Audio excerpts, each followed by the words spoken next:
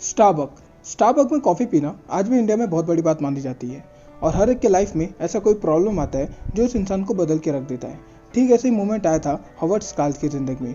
जब वो 7 साल के थे तब उनके पापा को डिलीवरी जॉब से निकाल दिया गया था क्योंकि वो बर्फ़ पर गिर गए थे और उसके वजह से उनका हिप और एंकल ब्रेक हो गया था।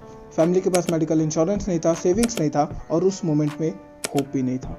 लेकिन आज की बात करें तो हॉवर्ड स्काल एक मल्टी बिलियनर इंसान है। तो स्टारबक की पूरी हिस्ट्री जानने के लिए आपको मेरे साथ समय में थोड़ा पीछे चलना पड़ेगा। और चलने से पहले मैं आपको बता दूं कि मेरा नाम हर्षित मिश्रा है और मैं मनी से लेकर पावर तक, बिजनेस से लेकर केस स्टडी तक, हिस्ट्री से लेकर फैक्ट्स तक हर एक टॉपिक कवर करने की कोशिश करता हूँ। तो साल था 1960। इस जनाब का नाम है गोल्डन बोकर और ये ट्रैवल कर रहे थे अक्रॉस यूरोप और इन्होंने कैपेचिनो ऑर्डर किया from a small cafe in Rome और इनको कॉफ़ी का टेस्ट बहुत अच्छा लगा, मतलब बहुत ज़्यादा ही अच्छा। और अमेरिकन चीप इंस्टेंट कॉफ़ी और लो क्वालिटी कॉफ़ी पीना ही प्रीफर करते थे। और जब वो वापस लौटे तब उन्होंने अपने इस कॉफ़ी एक्सपीरियंस को शेयर किया अपने 2 दोस्तों के साथ और तब तीनों जन ने डिसाइड किया कि ये लोग अमेरिकन मार्केट में हाई क्वालिटी कॉफ़ी को लाएंगे। अब सेटल सी फ्रंट के सामने एक छोटा सा स्टोर बड़ी उम्मीदों के साथ खोला गया, लेकिन जैसा आप इमेजिन कर रहे हो उससे स्टोरी अलग है। इस स्टोर में high quality of coffee beans and जो इक्विपमेंट की ज़रूरत होती है कॉफ़ी बनाने के लिए वो सब चीज़ यहाँ पर बेचा जाता था। वो ड्रिंक बनाते नहीं थे और ना ही सर्व करते थे एक्चुअल स्टोर में। अब 1981 तक इनके पास 4 स्टोर मौजूद थे और इन सब का कॉफी बिजनेस बहुत अच्छे से चल रहा था। लेकिन हॉवर्ड स्काल जिन्होंने बहुत तकलीफ झेली थी, अपने ब्लड तक को डोनेट किया था for getting the admission in the college और 1981 तक हॉवर्ड्स वाइस प्रेसिडेंट बन गए थे of the company and that company just happened to be one of the Starbuck suppliers. और यहीं पर हॉवर्ड स्टारबक के बारे में पहली बार सुने और ये खुद ही स्टारबक के स्टोर पहुंच गए फॉर टेस्टिंग कॉफी। और स्टारबक की कॉफ़ी इन्हें इतनी पसंद आ गई कि इन्होंने डिसाइड कर लिया कि इन्हें स्टारबक का पार्ट बनना है और ये पहुंच गए उन तीनों दोस्तों के पास जिसने स्टारबक को ओपन किया था। बट उन्होंने हॉवर्ड को नहीं लिया, इनफैक्ट वो उदास भी हो गए थे, लेकिन हार नहीं मानी। उन्होंने बहुत कन्विंस किया स्टारबक के फाउंडर को और कुछ सालों के बाद हॉवर्ड ज्वाइन कर लिए स्टारबक टीम और ये डिसीजन सब कुछ चेंज करने वाला था, लाइक सब कुछ। अब हॉवर्ड खुद आए थे इटली, सिमिलरली जैसे गोल्डन आए थे जो ओरिजिनल स्टारबक के फाउंडर हैं। बट हॉवर्ड को इटली में कुछ दूसरा चीज़ ही पसंद आ गया और वो था एक्सपीरियंस। हॉवर्ड ने नोटिस किया कि इटली में जो कॉफ़ी शॉप्स हैं उनके स्टाफ कस्टमर्स को जानते हैं, कस्टमर्स को उनके नाम से बुलाते हैं जब उनकी ड्रिंक रेडी हो जाती है। और उन्होंने ये भी नोटिस किया कि लोग कॉफ़ी शॉप में सिर्फ कॉफ़ी पीने नहीं आते थे बल्कि रिलैक्स और एक दूसरे से बातचीत करने आते थे। और वो चीज़ हॉवर्ड अपने साथ लेकर गए अमेरिका वापस। और हॉवर्ड एक्साइटेड थे अपने इस आइडिया को स्टारबक टीम मेंबर के सामने शेयर करने के लिए और सबने कहा कि स्टारबक एक रिटेलर है, कोई रेस्टोरेंट और बार नहीं, और वो अपने बिजनेस मॉडल से स्विच ऑफ करके ड्रिंक्स नहीं बनाना शुरू कर देंगे एक्चुअल स्टोर में। और उनका कहना ये भी था कि सब कुछ अच्छा चल रहा है तो रिस्क क्यों लेना, कैफे क्यों खोलना। लेकिन कहते ना, जहाँ पर रिस्क वहीं पर पैसों की इश्क होती है। लेकिन इस पॉइंट ऑफ टाइम पे हॉवर्ड इस डिसीजन से डिप्रेस हो गए थे और सोचने लगे कि उनका जो विजन है कॉफी एक्सपीरियंस प्रोवाइड करना अमेरिका में वो पॉसिबल नहीं है with Starbuck. And 1985 Howard left Starbuck and to start his own company Il Giornale, जो एक इटालियन वर्ड है फॉर न्यूज़पेपर। और हॉवर्ड चाहते थे स्टारबक की हाई क्वालिटी ऑफ कॉफ़ी और इटाली की एक्सपीरियंस। और हॉवर्ड इस आइडिया के बारे में 242 पीपल से बात किए and 217 people just said no. इस आइडिया में एक प्रॉब्लम ये था कि अमेरिकन एक्सपीरियंस के लिए पैसा नहीं देंगे, मतलब कि कॉफ़ी के लिए उतना पैसा नहीं देंगे। यानी कि हॉवर्ड $3 चार्ज कर रहे थे फॉर 1 कप ऑफ कॉफ़ी।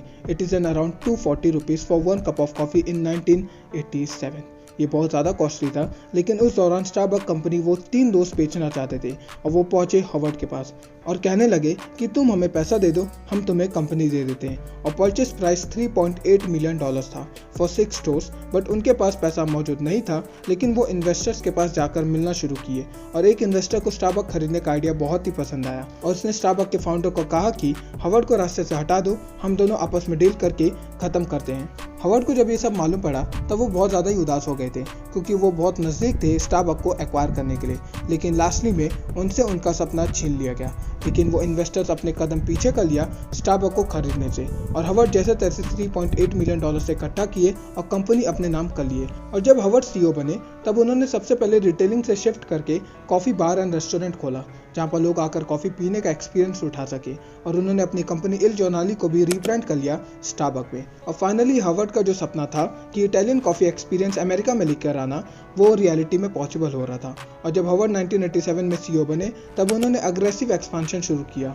जब उन्होंने 1987 में सब कुछ संभालना शुरू किया तब उनके पास 17 स्टोर्स थे। But Starbucks began rapidly opening more and more stores everywhere, और सिर्फ यूएस में ही नहीं बल्कि हवर्ड स्टारबक्स को ग्लोबली लेकर जाना चाहते थे। And in 1998 Starbucks Japan, Philippines, UK के मार्केट में एंट्री मार दी थी। इनफैक्ट 2000 तक हवर्ड CEO के पोस्ट को छोड़ दिए थे to focus specifically on global domination, और 7 न्यू स्टारबक्स स्टोर्स ओपन हो रहे थे एवरीडे। और 2008 में स्टारबक्स के पास ऑलमोस्ट 17,000 स्टोर्स थे वर्ल्ड वाइड, और ऐसा लग रहा था कि स्टारबक्स हर जगह मौजूद है। लेकिन जब फाइनेंशियल क्राइसिस हिट हुआ तब जो रैपिड ग्रोथ हो रहा था स्टारबक्स का वो पॉज मोड में चला गया। स्टारबक्स का स्टॉक प्राइस 50% ड्रॉप हो गया। इनफैक्ट उनका एक ईमेल लीक हो गया था जिसमें लिखा था कि स्टारबक्स रैपिडली एक्सपेंशन की वजह से उनका एक्सपीरियंस खराब हो रहा है। इसका मतलब Starbucks was in a bad state.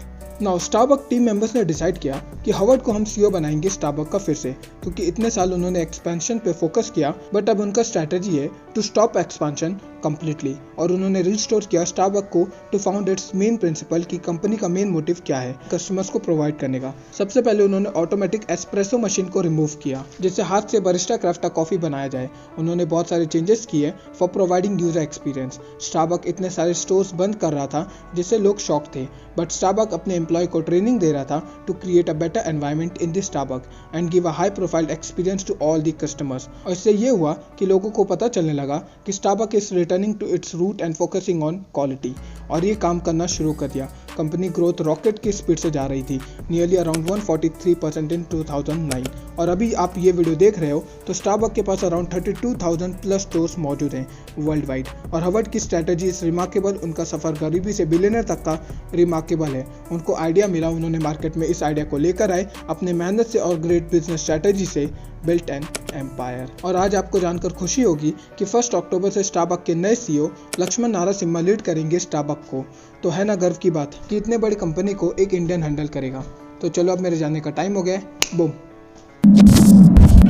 When you want to get off that darkest ground, the gravity pulls you straight down.